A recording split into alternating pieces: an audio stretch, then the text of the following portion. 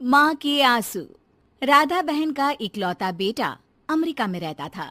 एक दिन राधा बहन का किराएदार कहता है, अरे माँ जी अकेली बैठी रहती हैं, बेटे के पास क्यों नहीं चली जाती? अरे कैसे चली जाऊं, नई नई शादी हुई है। अभी तो थोड़ा बहू के साथ समय बिताएगा, तभी तो दोनों के बीच समझ बढ़ेगी ना। अरे कैसी बात कर रही हैं माँ जी, समझ बढ़ाने के लिए 5 साल काफी होते हैं। 5 साल की शादी को कोई नई शादी नहीं कहता। हाँ वो तो है। आया था पिछले साल उसका फोन, पूछ रहा था कैसी हो, पर अब तो काफी साल हो गए, कोई फोन भी नहीं आता। तभी फोन की बेल बजती है। लो 100 साल की उम्र है, आ गया मेरे मयंक का फोन। अच्छा, कैसे पता कि ये फोन उसी का है? अरे कैसे पता नहीं चलेगा, माँ हूँ मैं। अरे रहने दो माँ जी, 1 साल से जिसका फोन नहीं आएगा वो अब क्या करेगा? होता भी वही है। फोन पर मयंक है। कैसी हो माँ? अरे बेटा, तेरी आवाज सुन ली, अब तो मौत भी क्यों ना आ जाए, बहुत याद आती है बेटा।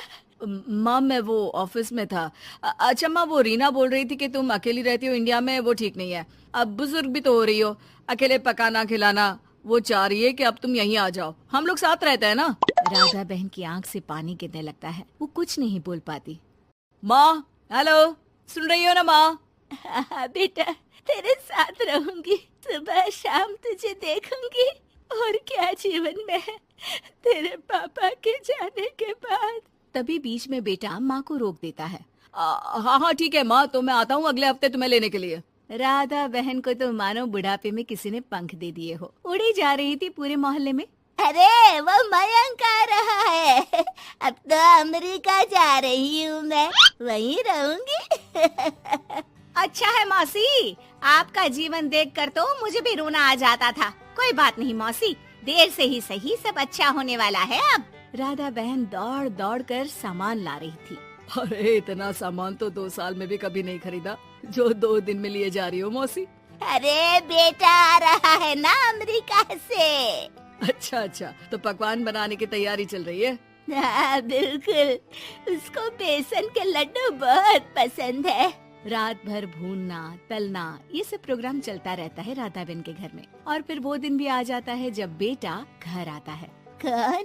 माँ मैं मयंक। ये घर का क्या हाल बना रखा है, न सफाई न धुलाई, कैसा लग रहा है ये घर? घर तो ऐसा ही था बेटा, हमेशा से, बस तू थोड़ा कमजोर लग रहा है। क्या हुआ बेटा? ये कमजोर नहीं, फिट होता है माँ। वैसे और बता, क्या हाल है तेरे? बेटे के मुंह से हाल पूछने का अंदाज भले ही फॉर्मेलिटी वाला हो, लेकिन राधा बहन की आंख फिर भर आती है। अरे यार, ये तुम्हारी हर बात पर रोने की आदत न जाने कब जाकर खत्म होगी। सही कहती है रीना तुम्हारे लिए। रीना बहू क्या कहती है मेरे लिए? यही के बस यही एक आदत है तुम्हारी माँ की, इमोशनल ब्लैकमेल। अरे यार, अब इसमें रोने की क्या बात है? ना ना कुछ नहीं, बहुत दिन बाद तो घर आया ना, तो क्या रोएगी? हाँ क्यों? अच्छा ये ले, तेरे लिए रात भर बैठकर ये बेसन के लड्डू बनाए हैं, और ये अचार तुझे बहुत पसंद है ना? पसंद है नहीं माँ, पसंद थे। अब तो फिटनेस के लिए ये सारी फालतू चीजें मैं खाता भी नहीं हूँ। ये फालतू चीजें खाकर ही तो तू बड़ा हुआ है बेटा। अब रहने दे माँ, क्या क्या खिलाकर बड़ा किया है, मुंह मत खुलवा। कौन देशी घी में शक्कर डालकर पराठे के साथ खाता है? वो तो तुझे पसंद थे ना बेटा, तभी तो बनाती थी, नहीं बनाती थी तो रोता था तू। अरे तो रोने देती ना माँ, अब सारी समस्या उसी खाने से है शरीर में। वो तो भला हो रीना का, जो हेल्दी डाइट देकर सब मेंटेन कर रही है। राधा बहन बेटे की आने की खुशी में इतनी दीवानी थी कि उसे बेटे के बात का अंदाज और लहजा समझ में नहीं आ रहा था। अच्छा अच्छा रुक, पालक वाली दाल बना देती हूँ। रहने दे माँ, मैं होटल से ऑर्डर कर देता हूँ। इतने साल बाद होटल का खाना, माँ के खाने की याद नहीं आती थी।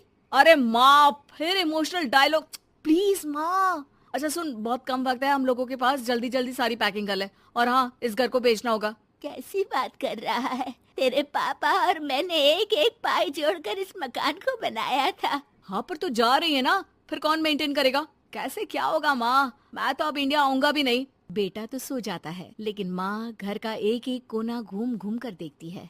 सही बात है, क्यों मोह माया जोड़ रही हूँ मैं इस घर से? आखिर बेटे के साथ रहना ही तो होता है हर माँ बाप को। लेकिन इनकी यादें हर एक कोने में है।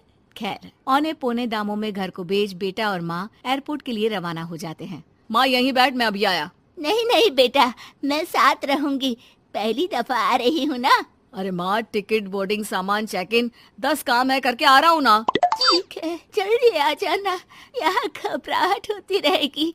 बेटा माँ को समझाकर चला जाता है। माँ बैठी रह जाती है लेकिन बेटा आता ही नहीं। एयरपोर्ट के लोग बताते हैं कि इस नाम का लड़का तो कब का अमेरिका की फ्लाइट लेकर उड़ चुका है। माँ किसी तरह अपने बीके हुए मकान में ही आ जाती है। मुझे कुछ दिन रहने दो, पता नहीं क्या हुआ, हो सकता है कोई मजबूरी हो बेटे की। नया मकान मालिक कहता है। अरे माँ जी, कमरा तो मैं आपको दे दूँ, पर भाड़े का क्या? पति की पेंशन भी है भैया। ठीक है, आप आराम से रहिए, लेकिन एक बात बताइए, आप किसी रिश्तेदार के घर क्यों नहीं चली जाती? अरे कैसी बात कर रहे हैं आप, मेरा बेटा कभी भी आ सकता है। अगर मैं उसे यहाँ नहीं मिली तो